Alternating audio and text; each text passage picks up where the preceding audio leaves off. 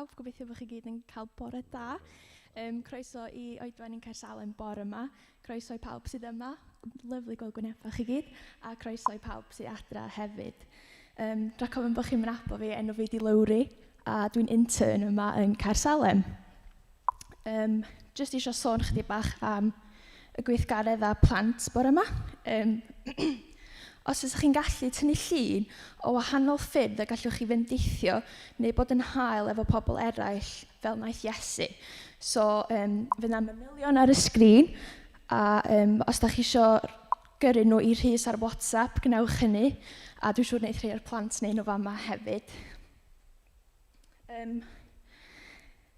Bore yma fydd Robin yn arwain ni yn fyw o adra o Bontnewydd yn yr addoliad.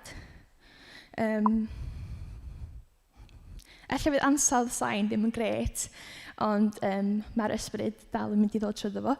A jyst i atgoffa chi bod chi methu canu yn y capel, ond mae'n wahanol ffyrdd i chi addoli. Gewch chi hymio neu tapio'ch traed neu sefyll, dawnsio be bynnag da chi isio.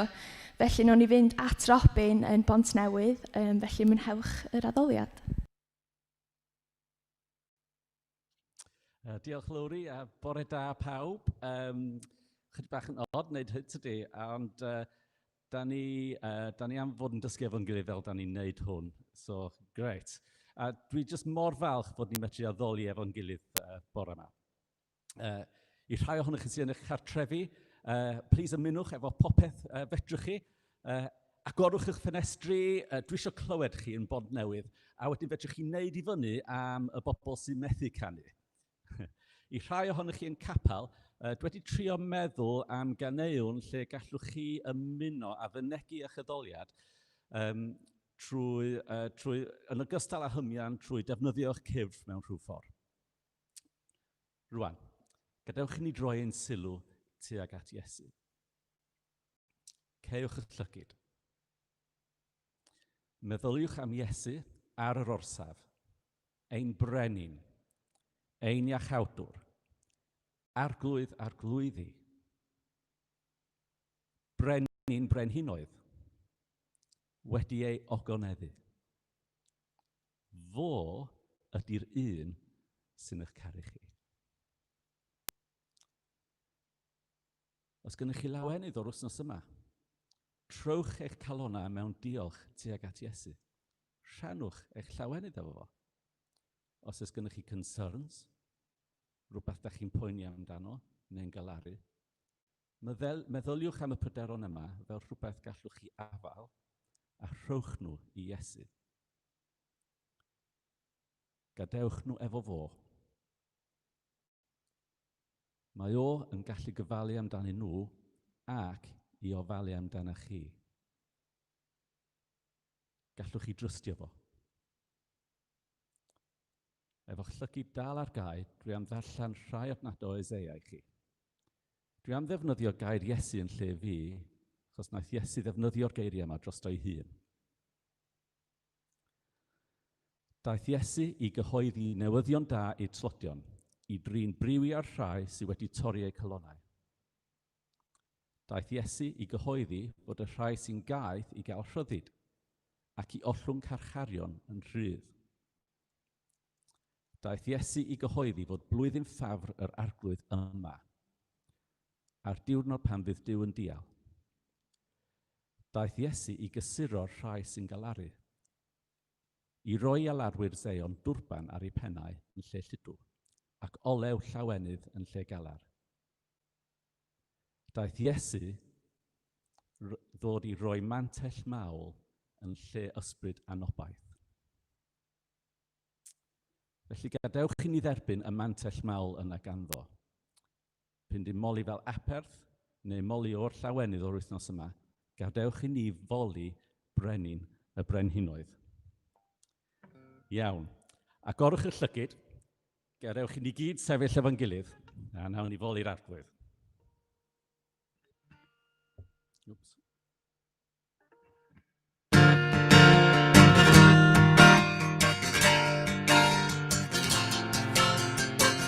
Hanesyddol yw y dyn, Bydd angen ti a chybod ni can nhw Iesu sydd yn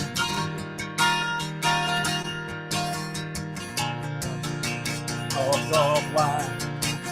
Bydd y diwedd ni llais popeth ni llawer hawn Iesu sydd yn byw. Mae'n byw ac o llawer hawn Iesu byddai yn llawn o llawer hawn byddai yn ganddo bydd oedd gyda ni.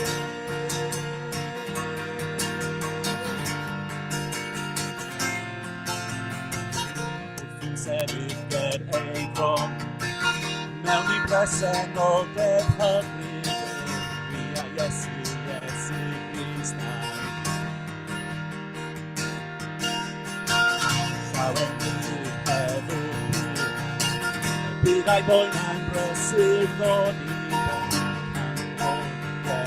sydd yn byw. Mae'n byw ac o llawer hawn Iesu byddai yn llawn o llawer hawn byddai yn ganddo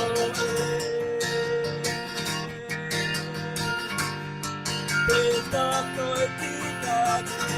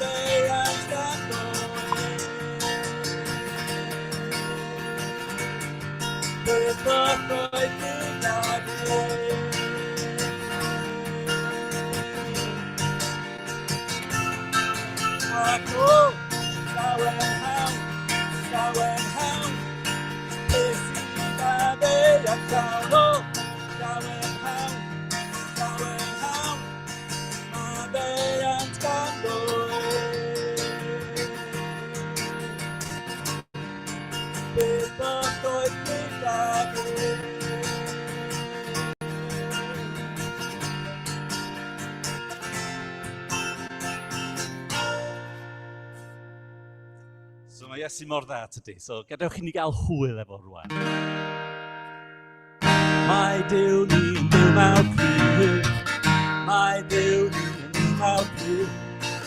Mae Duw ni'n byw mewn Criw. A mae'n dal ni yn ei law. Mae Duw ni'n byw mewn Criw. Mae Duw ni'n byw mewn Criw. Mae Duw ni'n byw mewn Criw. A mae'n dal ni yn ei law. Mae'n uwch na pob adeilad tawn. Ddyfnach na submarine. Mae'n lletach na bysyntaw nawr, ac I hwnt i'n reid fi. Mae'n fy nabod, mae'n fy ngharu, ers cyn creu o'r popeth byw.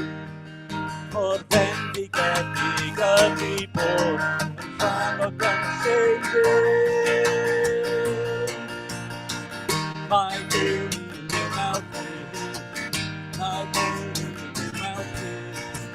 Mae Duw ni'n byw mewn Criw, a mae'n dal ni yn ei law. Mae'n uwch na phob adeilad taw, yn ddyfnach na'r submarine. Yn lletach na'r bysach naw, ac I hwnt i'n reid fi. Mae'n fy nabod, mae'n fy ngharu, ers cyn creu o'r popeth byw. Mor bendigedig ydw I bod yn rhan o yn sylw. Mae Duw ni yn byw mewn byd. Mae Duw ni yn byw mewn byd. Mae Duw ni yn byw mewn byd. Mae'n dal ni yn ei law. Mae Duw ni yn byw mewn byd. Mae Duw ni yn byw mewn byd. Mae Duw ni yn byw mewn byd. Mae'n dal ni yn ei law. A mae'n dal ni yn ei law. A mae'n dal ni yn ei law.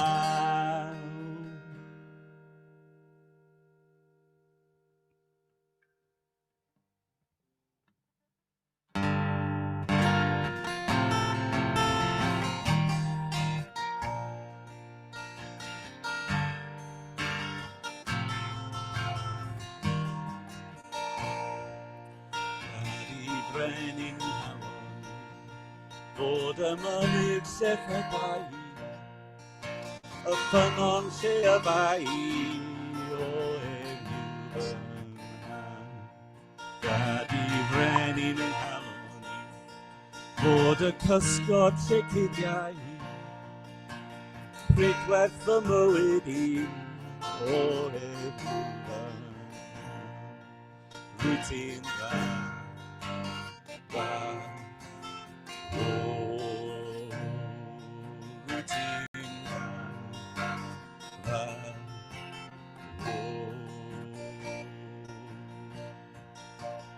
Doedd o flaen i ffadon,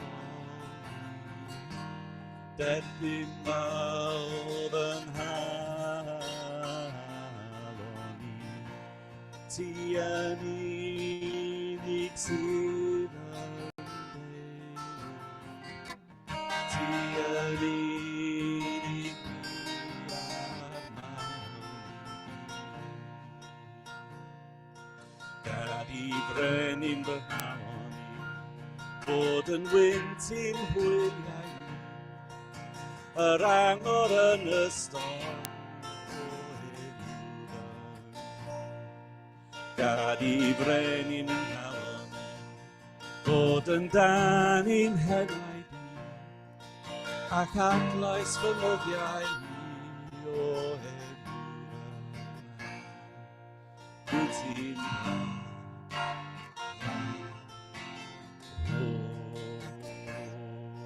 wyt ti'n dda,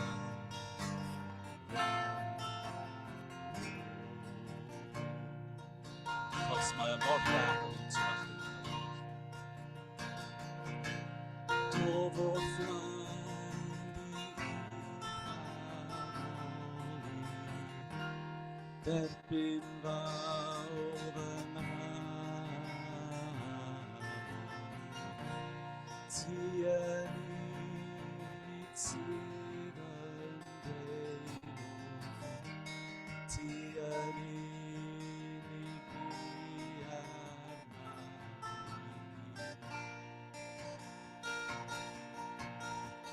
Pwyswch i mewn iddo. Pwyswch yn mewn iddo.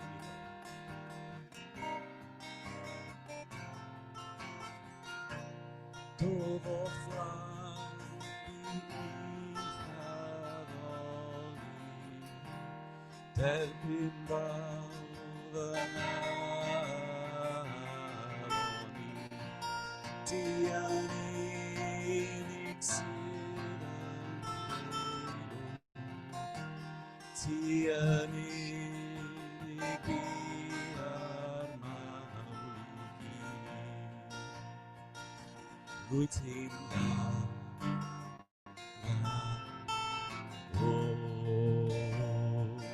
rwyt ti'n dda,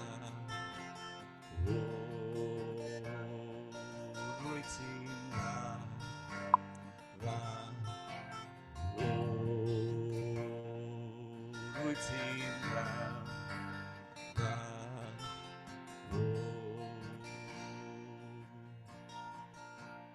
Doedd o flaen i ffadon, derbyn fawr yn halon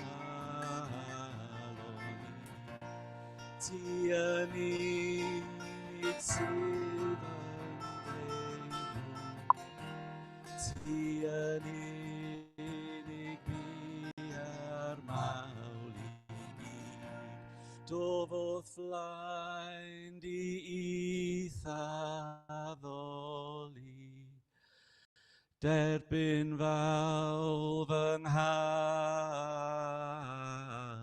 i, ti yn unig sydd yn deilwng, ti yn unig mi ar mawl i gyd.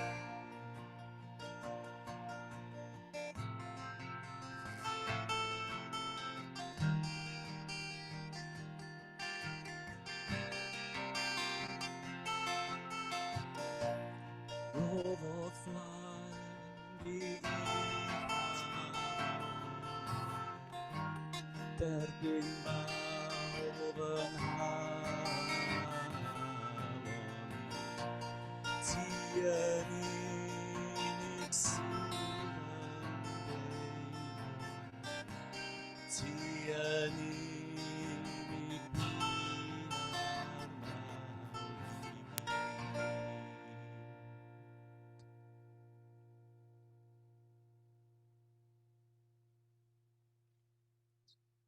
Amen.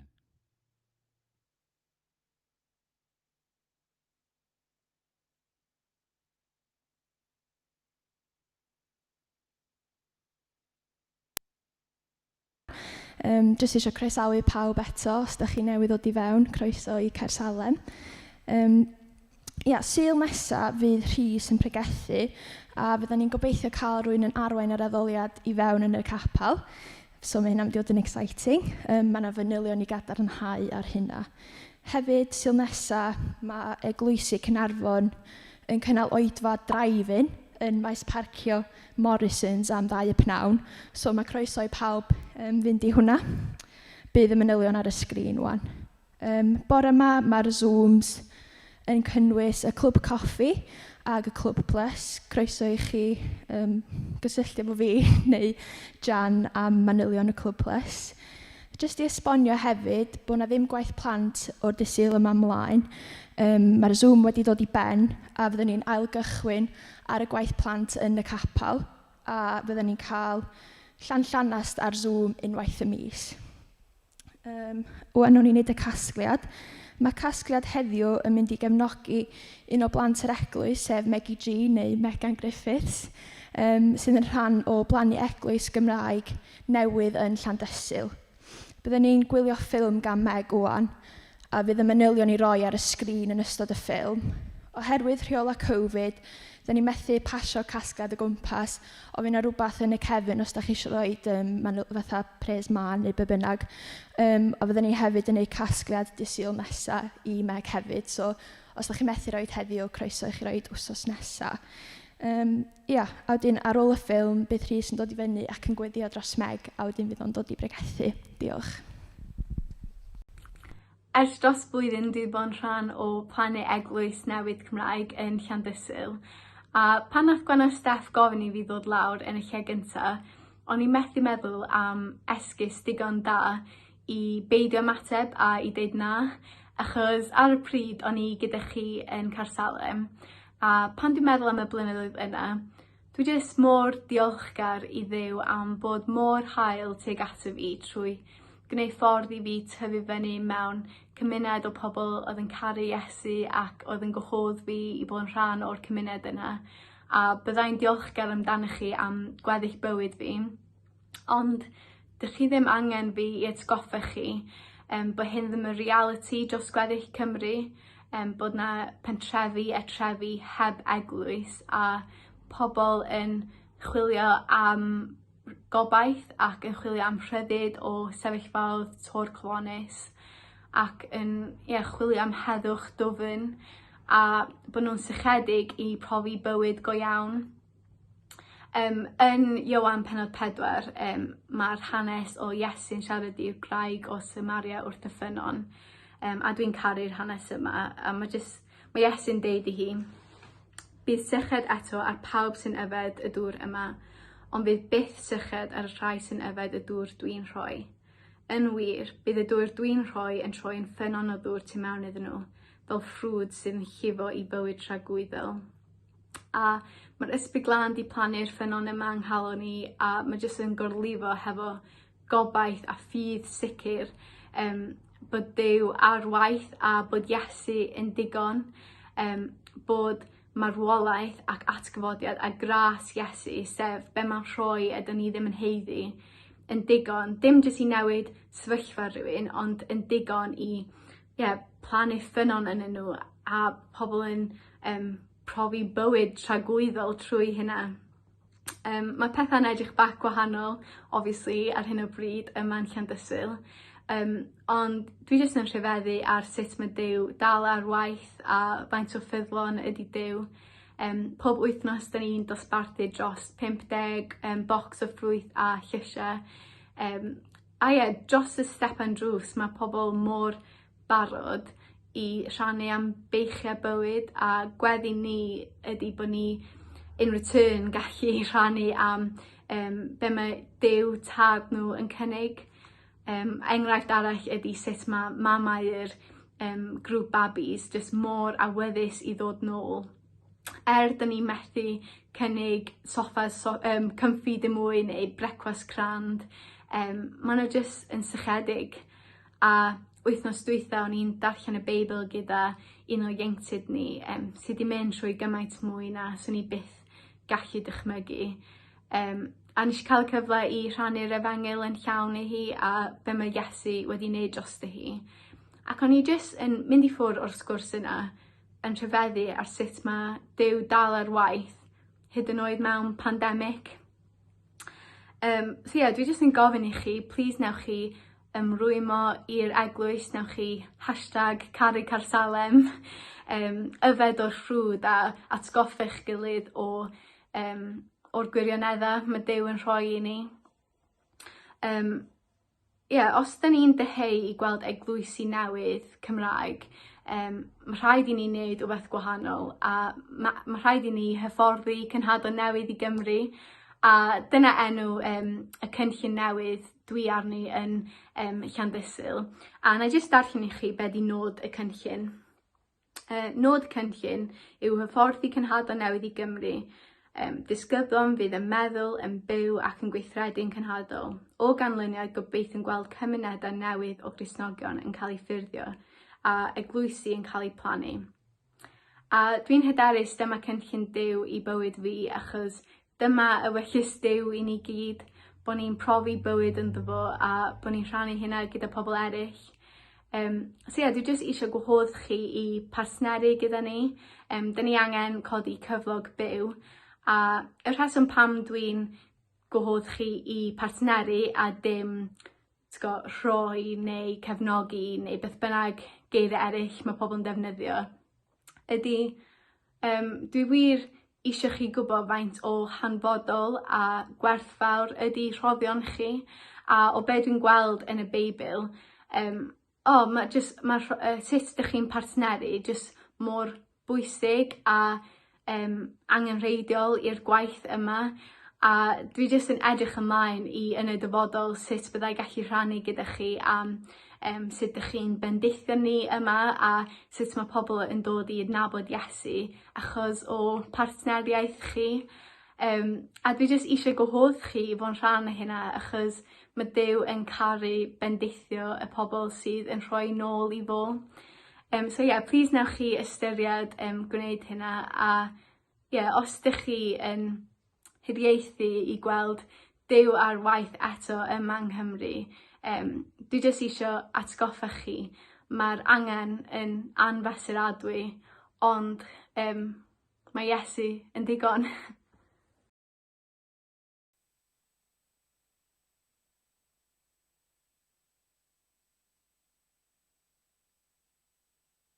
Iawn.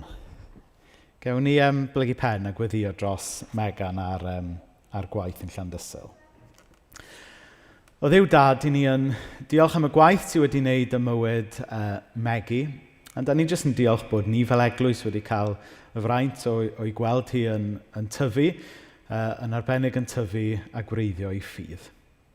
O Dduw Dad, helpa ni fel eglwys i edrych allan dros y flwyddyn nesaf sut y gallwn ni ddim jyst rhoi tuag at ei gwaith hi, ond partneri gyda hi fel mae hi yn rhannu. O Dduw Dad, helpa ni i roi yn hael lle medrwn ni, ond helpa ni'n fwy o pwysig i ddal megu yn gweddiau, a helpa ni fod yn ddisgwylgar y bydde di'n ei defnyddio hi a'n ffrindiau ni yn Llandysul i ddangos cariad Iesu mewn gair a gweithred i bobl. O Dduw Dad, wrth i ni bartneri efo Megi a Cristnogion eraill trwy Gymru a trwy'r byd, atgoffa ni bod ni yma ddim yn ynys ar ben yn hunain, ond i ni'n rhan o chwyldro byd-eang yn dangos a rhannu cariad Iesu. A ni'n gofyn i ti gyffroi ni gyda'r weledigaeth fawr yna. Felly o Dduw Dad, i ni'n gofyn i ti glywed y weddi hon a'n gweddiau ni gyd bore yma, yn enw Iesu. Amen. Wel, bore da, ffrindiau. Mae o yn braf iawn cael bod yma efo chi unwaith eto bore yma. Diolch i Lowri am arwain ni bore yma, a diolch hefyd i Robin am arwain o'r Bont Newydd. Falle bod nhw'n adeiladu ffordd osgoi yn Bont Newydd, ond mae, chybod, pa angen ffordd osgoi pan ydych chi jyst yn gallu ymuno dros Skype. Dyna pam nes i wei hwnna, oedd hwnna ddim rili'n ffynnu nag oedd. Mae fi feddwl allan yn adlib comments yn well. Ta beth.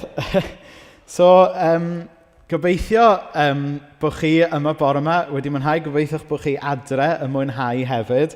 Mae o dal yn teimlo chydig bach yn rhyfedd bod ni'n goffo cyfarfod yn gilydd ac addoli trwy ddulliau newydd a trwy gyfryngau newydd fel hyn. Ond mae o dal yn braf yn dydy. Os ydych chi'n edrych ar y Beibl, mae pobl Dduw trwy'r canrifoedd ar hyd y milenia wedi ffeindio hunain yn cael ei sefyllfa wedi newid weithiau dros nos. Ond mae pobl Dduw wastad yn ffeindio ffordd greadigol newydd o addoli y Duw sy'n werth i addoli. Ac i ni'n rhan o'r traddodiad yn anghanol y pandemig yma gobeithio. Nawr bore yma, da ni'n troi unwaith eto i edrych ar lythyr Paul at yr Effesiaid. Oedd Paul yn apostol, sef rhywun oedd wedi cael profiad real o gariad a maddeuant Iesu, a wedi cael ei alw i rannu y newyddion da yna gyda'r cenhedloedd. Ac yn arbennig oedd Paul yn un oedd wedi cael ei ddefnyddio gan Dduw i deithio trwy byd y Beibl neu ardal môr y Canoldir, yn annog Cristnogion newydd, yn sgwennu at eglwysi ifanc oedd yn wynebu pob math o heriau. Rhai ohonyn nhw'n heriau tebyg i byddai ni fel eglwys yn ei wynebu heddiw. Ac eglwys oedd Ephesus oedd heddiw yn gorllewin Twrci. A mi oedd yn eglwys yn ôl rhai safonau yn eitha cosmopolitan. Mi oedd yna gymuned Iddewig yna, ond mi oedd yna gymuned fwy Helenistaidd, Groegaidd yna, ac oedd e hefyd yn ddinas oedd reit yng nghanol fel petai'r ymerodraeth Rufeinig. A byddwn ni'n siarad mwy am arwyddocad yr ymerodraeth Rufeinig bore yma. Ond y pwynt ydy, bod e yn air gan Dduw trwy law Paul i'r Effesiaid, tua 2000 mlynedd yn ôl, da ni'n credu fod y Beibl yn gallu siarad efo ni heddiw hefyd. Felly, bod e ddim wedi cael ei sgwennu ato ni, mae e wedi cael ei sgwennu i ni. Felly, bore yma gobeithio bod yr Ysbryd Glân mynd i gynorthwyo ni i weld beth sydd gan Dduw i siarad trwy air i ni yma yng Nghaernarfon 2000 o flynyddoedd wedyn. Nawr, fel o'n i'n dweud, oedd Ephesus yn y cyfnod yma yn ddinas oedd yn rhan o'r ymerodraeth Rufeinig. Oedd e reit yng nghanol cyfnod o hanes oedd yn cael ei alw yn Pax Romana. Nawr, oes rhywun yn gwybod beth mae Pax Romana yn golygu? Wel, Pax ydy heddwch, neu gair tebyg i heddwch, a Romana, wel, Rhufeinig yn amlwg. So, oedd e'n nghanol cyfnod o hanes o'n nhw'n galw yn Pax Romana, heddwch Rhufeinig. Sef cyfnod o tua 200 mlynedd, i chi y geeks yma, sef o gychwyn teyrnasiad Cesar Augustus yn y flwyddyn 27 cyn Crist, tan diwedd cyfnod Marcus Aurelius yn y flwyddyn 180 ôl Crist. Byddai'n testio chi ar y diwedd os ydych chi'n cofio hynna, joc. So cyfnod y tua 200 mlynedd. A mewn termau cymharol, mi oedd y 200 mlynedd yma yn gyfnod o so-called heddwch yn yr ymerodraeth Rhufeinig. Ond, a mae hwn yn ond mawr, oedd yr so-called heddwch yma yn yr ymerodraeth Rhufeinig, Pax Romana, dim ond yn bosib oherwydd fod pobl yn cael ei gorthrymu, oedd pobl yn cael ei cadw'n dawel, oedd y tlawd yn cael ei cadw dan droed, a mi oedd pobl yn cael ei rhannu mil o weithiau, tlawd a'r cyfoethog, yr Iddewon a'r cenhedloedd, y sal, yr iach, y cyfoethog a'r tlawd. A mae rhai yn dweud mai o'r cyfnod yma, nath yr ymadrodd divide and rule ddod ohono fo, sef bod y pwerau jyst yn rhannu pobl gymaint o weithiau nes bydden nhw byth digon cryf i godi fyny mewn terfysg. So fod yna heddwch yn yr ymerodraeth Rhufeinig, doedd yna ddim cyfiawnder. Oedd yna heddwch dim ond achos bod nhw'n dal pobl dan droed. Felly oedd yn rhyw heddwch ffragail iawn yn Rhufain ar y pryd. Oedd e'n heddwch oedd heb gyfiawnder. A falle bod chi'n gyfarwydd gyda slogan un adain be bynnag o'r mudiad hawliau sifil sy'n dweud no justice, no peace. Neu fel nath y pab ddweud yn 1972, if you want peace, work for justice. Felly'r cyd-destun oedd yr eglwys yn Ephesus yn ffeindio'i hunain ynddo pan maen nhw'n derbyn y llythyr yma gan Paul, yw bod nhw'n byw yn y cyfnod yma o Pax Romana, yr heddwch Rhufeinig yma oedd yn heddwch heb gyfiawnder. Ond y pwynt yw, doedd e ddim yn heddwch go iawn nag oedd. Achos chi methu cael heddwch go iawn heb gyfiawnder. Chi methu cael heddwch go iawn tan bod pobl yn rhydd. Felly mewn gwirionedd, jyst rhyw ffasad oedd y Pax Romana yma. Jyst rhyw fath o heddwch oedd dim ond y bosib achos bod nhw yn llwyddo reit da i frwsio'r anghyfiawnder dan y carpet yn hytrach na delio efo fe go iawn. So dyna oedd y cyd-destun pan mae Paul yn siarad efo'r Effesiaid am heddwch o fath gwahanol. Mae Paul fan hyn, wrth fynd ymlaen i siarad gyda'r Effesiaid am yr heddwch sydd yn Iesu, mae e'n neud hwnna gyda'r backdrop o heddwch Rhufeinig. So mae e'n cymharu sut mae heddwch Iesu gymaint mwy, gymaint glanach, gymaint fwy cyflawn, gymaint fwy cyfiawn na'r so-called heddwch Rhufeinig oedden nhw'n byw dano fe. Felly'r darn cyntaf o'r Beibl ni'n mynd i ddarllen bore yma ydy Effesiaid 2 adnod 14 ymlaen. Ac ydy, mae Iesu'n gwneud y berthynas rhyngon ni a'n gilydd yn iawn hefyd. Ni'r Iddewon a chi sydd o genhedloedd eraill. Mae wedi'n huno ni gyda'n gilydd. Mae'r wal o gasineb oedd yn ein gwahanu ni wedi cael ei chwalu ganddo. Wrth fanw ar y groes, mae wedi delio gyda'r ffens oedd yn eich cau chi allan, sef holl ofynion y gyfraith Iddewig a'i rheolau. Gwnaeth hyn mwyn dod â ni i berthynas iawn a'n gilydd, a chreu un dynoliaeth newydd allan o'r ddau grŵp o bobl. Mae'r ddau yn dod yn un corff sy'n cael ei gymodi gyda Duw drwy beth wnaeth ar y groes. Dyna sut ddaeth â'r casineb rhyngo ni i ben. Daeth i gyhoeddi'r newyddion da am heddwch i chi o genhedloedd eraill oedd yn bell oddi wrtho, a heddwch i ni'r Iddewon oedd yn agos. Bellach, o achos beth wnaeth y Meseia, mae'r ddau grŵp gyda'i gilydd yn gallu closio at Dduw, y Tad, drwy'r un ysbryd glân. Felly chi'n gweld fyna, heb i fi dechrau unrhyw esbonio, sut mae Iesu'n sôn bod yn heddwch ni gyda Duw hefyd yn arwain i heddwch ymhlith pobloedd. Mae Paul yn dangos fan hyn fod heddwch Iesu, neu Pax Christi, newn ni alw fo, yn hollol wahanol i Pax Romana. Dyw heddwch Iesu ddim yn heddwch fragile sy'n just wedi i selio ar wrthrymu pobl a cadw pobl yn ei lle. Ond mae heddwch Iesu'n seiliedig ar gyfiawnder.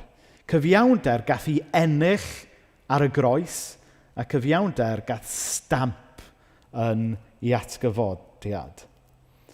Mae heddwch Iesu ddim ynglyn â gwahanu pobl yn dlawd ac cyfoethog, caeth a rhydd, Iddewon a pobl o genhedloedd eraill, Ewropeaid ac Americaniaid, Cymru a Saeson. Ond mae heddwch Iesu ynglyn â creu un dynoliaeth newydd, sydd yn dathlu amrywiaeth, ond sydd yn un yn yr heddwch mae Iesu wedi prynu i ni ar y groes. Felly, siwrd mae'r Pax Christi yma, heddwch Iesu, yn gweithio? Wel, i ddechrau, mae yna ddau ffordd o ddeall. I ddechrau, mae'n bwysig bod ni'n cofio mae Iesu yw ein heddwch. Dyma mewn ffordd, da ni wedi cyffwrdd arno fe dros yr wythnosau diwetha yn arwain at y neges yma yn y gyfres. Sef, o ran y nerth ni yn hunain, mae yna rhyw elyniaeth rhyngddo ni a Duw, oherwydd bod ni gyd basically yn born rebels. Chybod, os oes rhywun yn dweithio ni beidio wneud rhywbeth, be ni'n neud, ni'n neud e. Os ni'n cael rhywfaint o ryddid i wneud llanast, be ni'n neud, da ni'n gwneud llanast. Ac os oes rhywun yma yn trio dweud bod chi ddim yn bechadur, wel, gofynnwch chi eich ffrind gorau, dwi'n siŵr newn nhw ddod â digon o dystiolaeth yn eich erbyn chi. Dyna sut rai ydyn ni. Dwi'n deud hwnna'n ysgawn, ond mae yn ddifrifol yn dydy. Yn bod ni wrth yr eddf yn ei smonach o'n bywydau, o'n perthnasau, neu smonach o'r byd. Ond mae Duw yn dod â heddwch i ni drwy farw ar y groes. Iesu yw ein heddwch ni. Ac felly, fe allwn ni orffwys bod dim rhaid i ni drio gwneud yn gorau mwyn ennill rhyw heddwch, ond hytrach fe allwn ni edrych ar Iesu ar y groes na ddweud gorffennwyd. Ac felly, yn Iesu mae ein heddwch ni. Dyma yw'r elfen bersonol o'r ffydd Gristnogol, sef yr angen i ni gyd ddeall fod Iesu wedi marw i gymodi y byd efo fe ei hun, ond mae hefyd wedi marw dros ti. Mae e wedi galw arno ni wrth ein enw. Felly Iesu yw ein heddwch. Ond, a mae hwn yn ond pwysig, a dyma da ni'n mynd mlaen i weddill y neges bore yma. Fod y ffydd Gristnogol yn ffydd bersonol, dyw e ddim yn ffydd breifat. I ni'n gweld trwy y Beibl fod Duw yn cymodi pobl, plural. Mae e gynta'n gweithio drwy'r genedl Iddewig, a wedyn mae e yn dweud bod e'n caru'r ddynoliaeth newydd yma. Felly, bod Duw eisiau pob un o'n ni'n bersonol i ymateb i'w gariadau, da ni'n cael yn gwahodd i fod yn rhan o rhywbeth cymunedol, rhywbeth da ni'n gwneud efo'n gilydd fel dynoliaeth. Nawr, nos Wener, nes i amena diwnio mewn i gynhadledd ar-lein gan BMS, yr Baptist Missionary Society. Ac un o'r siaradwyr oedd diwynydd eitha enwog o'r enw Stanley Hawrwas. Dwi mwy na thebyg wedi ynganu i gyfenw fe'n anghywir. Ac i chi sy'n gwybod pwy yw yn gwybod am ei syniadau fe, mae e'n slightly controversial, ond trwy'r controversy mae e'n dweud lot o bethau pwysig iawn. A nath e ddweud yn eitha controversial nos Wener, I can't think of anything worse than having a personal relationship with Jesus. Nawr, beth oedd e'n golygu oedd e'n wneud y pwynt yn bod ni fedyddwyr, falle, yn anhofio mae pwynt cael perthynas bersonol efo Iesu ydy wedyn dod yn rhan o'r eglwys ac o gymuned y ffydd. Hynny yw fod Cristnogaeth fodern wedi mynd bron yn rhy bersonol ac unigolyddol, a bod ni'n anhofio mae cael yn galw i fod yn rhan o bobl, o ddynoliaeth, o eglwys yda ni. Ac allai ddychmygu pobl trwy'r byd yn tŵn y mewn i'r gynhadledd a'n clywed yn dweud hynna. Ond wedyn, oedd yn mynd mlaen i esbonio ac oedd rhywun yn deall y pwynt oedd gyda fe. Mae Duw eisiau ni gael ffydd bersonol, ond dyw e ddim eisiau'r ffydd yna i fod yn breifat. A mae hwnna'n mynd mlaen at yn ail bwynt i. So, pwynt cyntaf, Iesu yw ein heddwch. A wedyn mae Iesu yn gwneud heddwch. Yn ystod gweinidogaeth Iesu ar y ddaear, y 2 blynedd yn arwain i fyny at wythnos y Pasg, i ni'n gallu gweld y mywyd Iesu, sut oedd Pax Christi, heddwch Iesu, yn wahanol i Pax Romana. A ni'n gweld manifesto Iesu yn fwyaf clir yn Luc 4, ac yn rhyfedd iawn, heb bod ni wedi trefnu efo'n gilydd, nath Robin ddarllen yr adnodau yma o Eseia. Ond dwi'n mynd i ddarllen nhw eto o Luc. So Luc pennod 4 adnod 16. So mae hwn ydy mewn ffordd Iesu yn dechrau i weinidogaeth gyhoeddus. A daeth i Nazareth, lle cafodd ei fagu, a mynd i'r synagog ar y Saboth fel roedd yn arfer ei wneud. Safodd ar ei draed i ddarllen o'r ysgrifau sanctaidd. Sgrôl proffwydoliaeth Eseia gafodd ei roi iddo. A dyma fe'n ei agor a dod o hyd i'r darn sy'n dweud, mae ysbryd yr arglwydd arna i. Oherwydd mae wedi fy eneinio i gyhoeddi newyddion da i bobl dlawd. Mae wedi fy anfon i gyhoeddi fod y rhai sy'n gaeth i gael rhyddid, a phobl sy'n ddall i gael ei golwg yn ôl. A rhai sy'n cael eu camdrin i ddianc o afael y gormeswr. A dweud hefyd fod y flwyddyn i'r arglwydd ddangos ei ffafr wedi dod. Ceodd y sgrôl a'i rhoi yn ôl i'r dyn oedd yn arwain yr oedfa yn y synagog, ac yna eisteddodd. Hwna fel the ultimate mic drop, dydy. Roedd pawb yn y synagog yn syllu arno. Yna dywedodd, mae'r geiriau yma o'r ysgrifau sanctaidd wedi dod yn wir heddiw. Ac felly, yn y manifesto yma ar ddechrau gweinidogaeth Iesu, a wedyn beth ni'n gweld yn y 2 blynedd yn dilyn, i ni'n gweld yn ymarferol sut oedd heddwch Iesu yn wahanol i heddwch Rhufain. Ni'n gweld fod heddwch Iesu'n cyhoeddi newyddion da i bobl dlawd. Mae'n cyhoeddi fod y caeth i gael rhyddid, fod yna iachad i'r dall gael ei golwg yn ôl, fod yna gyfiawnder yn bosib i bobl sy'n cael eu camdrin. Ac felly, ffrindiau, os ydyn ni yn bobl sy'n credu mae Iesu yw ein heddwch ni, ddylen ni hefyd yn nerth yr Ysbryd Glân fyw yr heddwch Iesu hefyd. Nawr, falle bod rhai ohonoch chi yn gwylio adre neu'n iste yn eich sedd yma bore yn meddwl, mae Rhys yn mynd yn political nawr.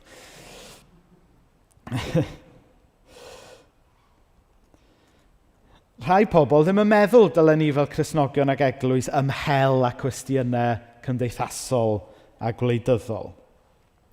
Ond fel wedodd Gwilym Hiraethog, awdur yr emyn enwog Dyma Gariad fel y Moroedd, os wnawn ni daflu cwestiynau gwleidyddol allan o'r eglwys, Mae'n yma i ni daflu'r Beibl hefyd.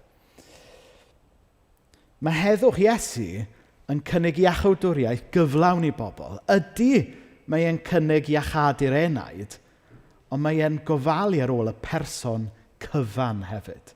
Mae e'n neud yn siŵr fod pobl yn cael y cyfiawnder dydy pwerau'r byd falle ddim yn gallu ei gynnig. A mae heddwch go iawn dim ond yn bosib pan mae cyfiawnder yn cael ei le. A weithiau mae galw allan anghyfiawnder yn awkward, yn dydy? Chybod? Mae pobl yn meddwl bod pobl sy'n galw allan anghyfiawnder yn bobl awkward. Neu fel nath Priti Patel alw rhai pobl yn yr wythnosau diwethaf, do-gooders yw pobl sy'n galw allan anghyfiawnder.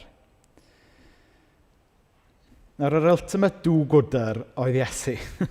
A da ni'n cael yn galw i'w ddilyn hyd yn oed os bydd hwnna'n arwain i rhai sefyllfaoedd awkward. Hyd yn oed os bydd hwnna yn arwain ni fel eglwys, falle i fod at odds gyda pobl eraill mewn cymdeithas.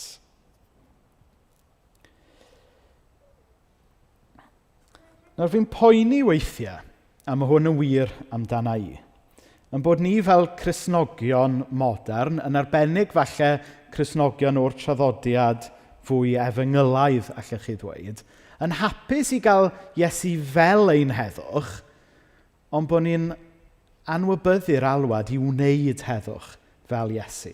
Hynny yw bod ni'n hapus i gadw Iesu fel rhyw fath o masgot bach personol, da ni falle yn cadw yn poced, sgynna i'n poced fan hyn, ond chi'n deall beth sydd gyda fi, bod ni'n hapus jyst i gael rhyw ffydd hollol curated a personol sy'n jyst yn siwtio ni.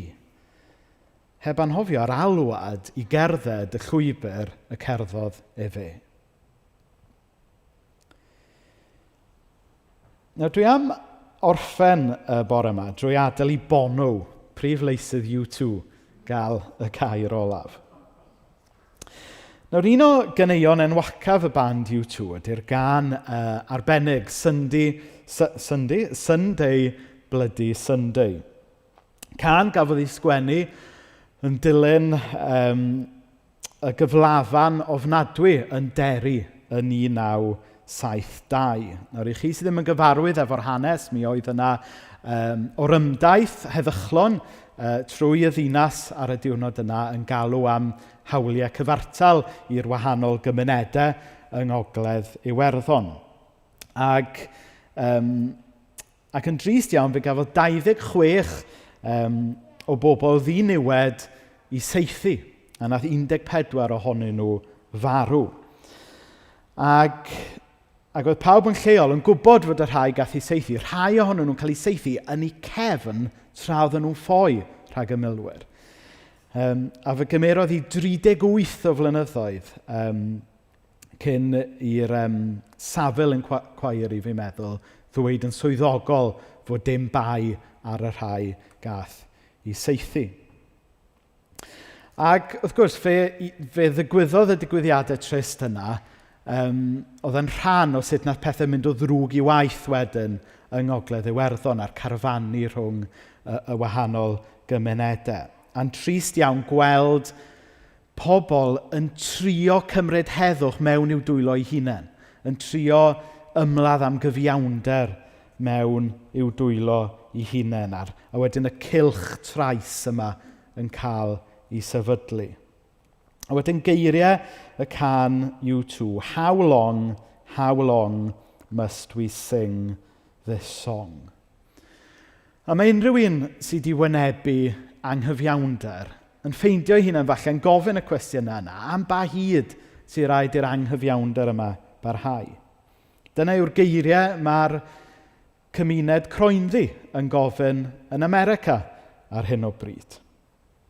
Dyma yw'r geiriau, mae yna deuluoedd yma yng Nghaernarfon sy'n methu deall y system Universal Credit yn gofyn ac yn stryglo i gael bwyd ar y bwrdd yn y cyfamser.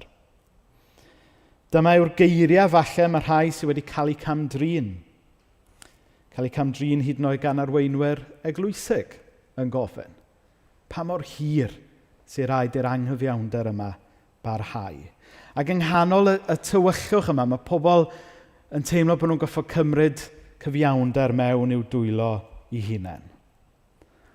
Ond, Iesu yw ein heddwch ni. Iesu sy'n dod â heddwch drwy ddelio efo cyfiawnder. Ac ultimately mae Iesu eisoes wedi dod â cyfiawnder drwy fuddugoliaeth ar y groes. A mae Bono o U2 yn llinellau olaf y gan yn dweud hynna. The real battle has just begun to claim the victory Jesus won. Mae Iesu eisoes wedi ennill y frwydr. Mae Iesu eisoes wedi prynu yn heddwch ni. Mae Iesu eisoes wedi prynu cyfiawnder. Ond fel mae'r llinell cynt yn dweud, the real battle has just begun. Da ni nawr fel eglwys yn cael yn galw i fod yr heddwch yna mewn byd sydd yn gweiddi am gyfiawnder. Nawr mae'n bwysig bod ni ddim yn rhoi yn ffydd yn Pax Romana, yn Pax Britannia, Pax Americana, neu hyd yn oed Pax Gales. Pobl yn meddwl, os ddeith Cymru'n wlad annibynnol, bydd popeth yn gret. Na, ddim yn gweithio fel yna. Yn Iesu mae heddwch. Yn Iesu mae gwir gyfiawnder i'w gael. Mae'n alwad personol i ni gyd ymateb i'r gwahoddiad a'r cariad a'r cyfiawnder yna. Ond wedyn i ni fel corff o eglwys, i ni fod ymateb fel corff yn byw allan a dangos yr heddwch yna i fyd toredig o'n cwmpas ni. Gawn ni blygu pen mewn gweddi.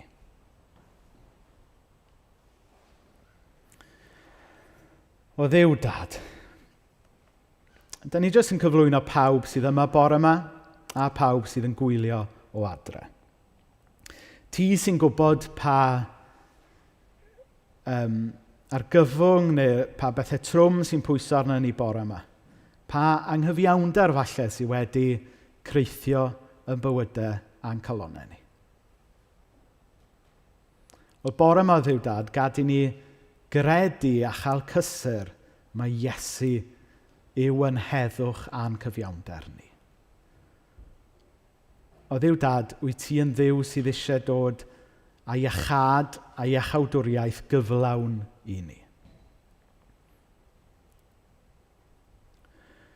O Dduw Dad, arfoga ni fel eglwys i fod y ddynoliaeth newydd yma i ni'n darllen amdano fe yn y Beibl. Llenwa dy eglwys di efo'r ysbryd glân i ni fod yn bobl o heddwch yn y byd toredig yma heddiw. Mae ddeia ni am just trin Iesu Grist fel rhyw fath o masgot personol dyn ni'n hapus i gadw adre. A helpa ni ddilyn Iesu ym mhopeth i ni'n gwneud. O Dduw Dad, i ni'n cyflwyno hyn yn enw Iesu. Amen. So, da ni'n mynd i ganu emyn sydd yn symud ni o'r galar falle o'r byd toredig o'n cwmpas ni i gyhoeddi yn bod ni yn bobl Iesu, yn bobl heddwch, yn bobl cyfiawnder. So, newn ni godi ar yn traed nawr i ganu yr emyn ola, a wedyn ar ôl hynny newn ni gael gweld be mae'r plant wedi danfon mewn.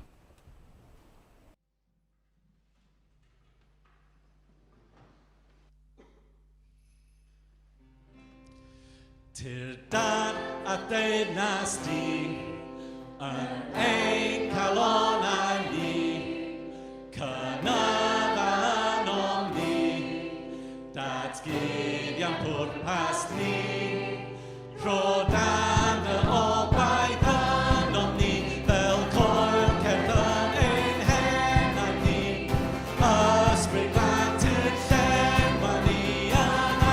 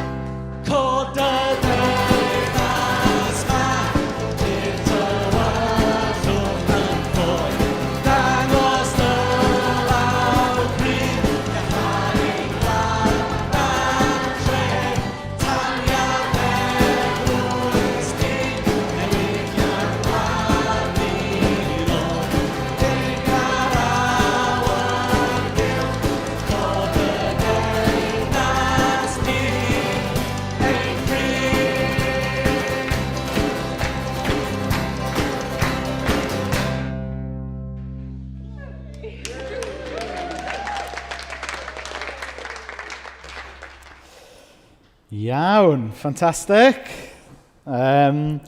So, o'n i'n gofyn i'r plant bore yma feddwl am ffordd le maen nhw yn gallu bod yn heddwch neu dangos heilioni fel Iesu. Ac chi'n gweld sut mae hwnna'n cysylltu gyda neges neu Iesu yw ein heddwch, ond da ni'n cael ein galw i fod yn heddwch. So, mae llir fan hyn wedi tynnu llun o bod yn rhywle fel Tesco, a mae'r person ar y til yn dweud £6, please. So, amlwg Tesco Bangor falle. A wedyn, a mae'r person yn dweud, oh, I only got £5. A wedyn mae llir tu ôl yn dweud, here you go, £1. so mae hwnna'n ffordd ymarferol iawn o ddangos heilioni fel Iesu. Wedyn, just am hyn yn crinjo. A wedyn, Alice di danfon sketch ohoni hi yn mynd i'r dre i gael hufen iâ. Prynu hufen iâ i dad, falle. A wedyn, Caleb, ti eisiau dod ymlaen fan hyn? Newn ni gei di weiddi allan yn uchel a na i drio cadw i ffwrdd wrtho ti. Be sydd yna nawr? Waw, ti eisiau deud beth di hwnna? Stori'r Nadolig. Ti eisiau dal y dol yn uchel? Na ni, diolch Caleb. Caleb wneud llun o stori'r Nadolig. A wedyn, yn ddiddorol, mae'r doethion yn dod anrhegion a dangos heilioni i Iesu.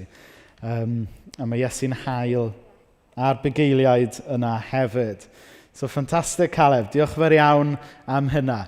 So, blant, da ni'n cofio mae Iesu yw ein heddwch ni. Ac i ni gyd feddwl am ffyrdd ymarferol a syml i ni ddangos yr heddwch yna i fyd o'n cwmpas ni. So, newn ni orffen bore yma drwy gydadrodd y fendith gyda'n gilydd. Gras ein harglwydd Iesu Grist, a chariad Duw, a chymdeithas yr ysbryd glân, a fyddo gyda ni oll o'r awr hon ac hyd byth. Amen.